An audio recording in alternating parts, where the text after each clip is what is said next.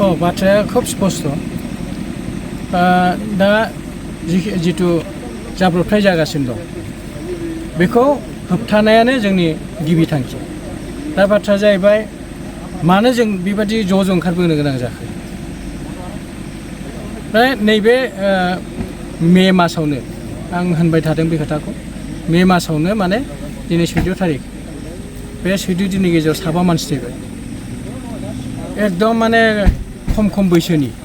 जायहा माने बहुत सिमां दंमोन सोरनाबा हाबा जागोदान सोरबा उन्दै फिसाफोर दङ बेफोरबादि मानसियानो माने थैबाय आरोखि दा बेखौ जों माने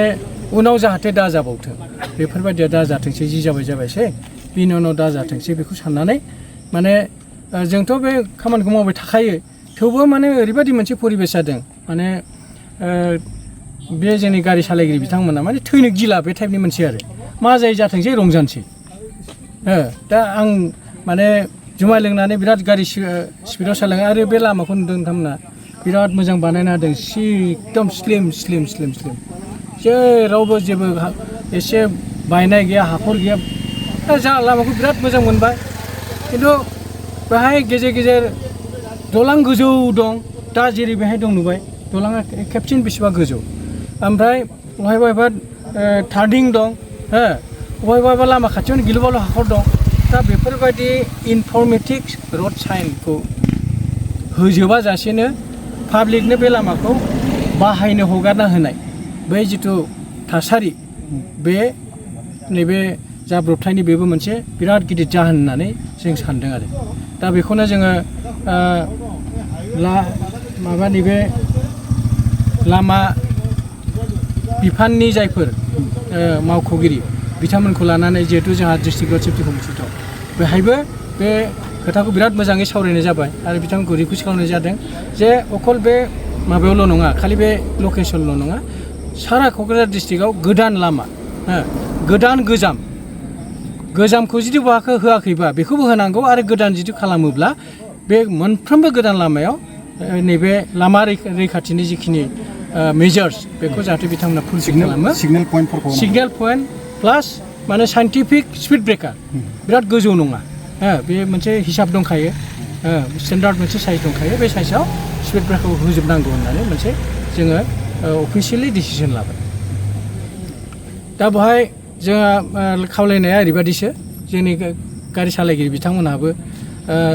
गारि सालायनाय समाव जाहाथे गावनि रैखाथिनि खोथाखौ साननानैसो गारि सालायो माने आं होनबाय थानाय बायदियै जे गारिखौ सोर मानसिया सालायो जाय खामानि न'नि थाखाय खामानि लानानै थाङो बेसो सालायो नङा दा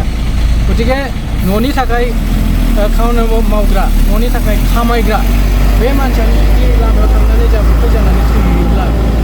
दा बै न'खरखौ सोर सालायगोन बेखौ गारि सालायग्रायाबो गावबो गोसो सिंनिफ्राय बेखौ फिलिं मोनदांनो हानांगोन जे बेखौ बयबो एकदम जेसेबां गोजाननियानो जाथों दा बेहाय टाउननि खोथाल' नङा आरो जों मोनसे हाबाफारि लाबावदों बेवहाय दा नोंथांमोना बेवहाय फैदों नोंथांमोननि गेजेरजों जोङो क'क्राझार जिल्लानि लास्ट रिमटेस्ट एरियासिम बे मेसेजआ थांगोन बेखौबो आंहा आसा दं बिनि अनगायैबो जोङो माइक खानानै माबायाव बे टट' गारि गंसे लानानै इ रिक्सा मोनसे लानानै फुरा डिस्ट्रिक्टनि सब गामियावनो जों हाबनो नागिरदों एनाउन्स खालामनो नागिरदों बे जाब्रबथाय जिनिसा मा बेनि एवारनेसखौ जोङो टाउनजों लोगोसे मोनफ्रोमबो गामियाव आरो ओरैबायदि जों मोनसे थांखि लादों जे जाय गामियाव थांगोन बै गामिनि गाहाय गावबुरा बा प्रेसिडेन्ट जाय दं बिथांनि सिगनेसार लानानैसो फैगोन आरो बै गामियाव बै गावबुराखौ लानानै दसेल'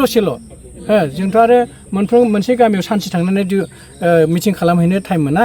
गतिके जोङो गारि लानानै बेरायनायाव जि गामियाव मोनो बे गामियाव गामिनि माबाखौ हेडखौ लानानै बहायनो जों एनाउन्स होगोन आरो बिथांमोनखौ जों खावलायनानै फैगोन जे नोंथांमोननि गामियाव बेसेबांखान बेबायदि मटर साइकेल सालायग्रा दं गारि सालायग्रा दं बिथांमोनखौ रड सेफ्टिनि सोमोन्दै जिखिनि बुंलांदों बेखौ मालाबा गामियावथ' मिटिं जालुबाय थायो बेनि खोथाखौ बेजों लोगोसे बेखौबो सावरायफा होननानै जों खावलायनो नागिरदों दा बे आरो धन्यबाद।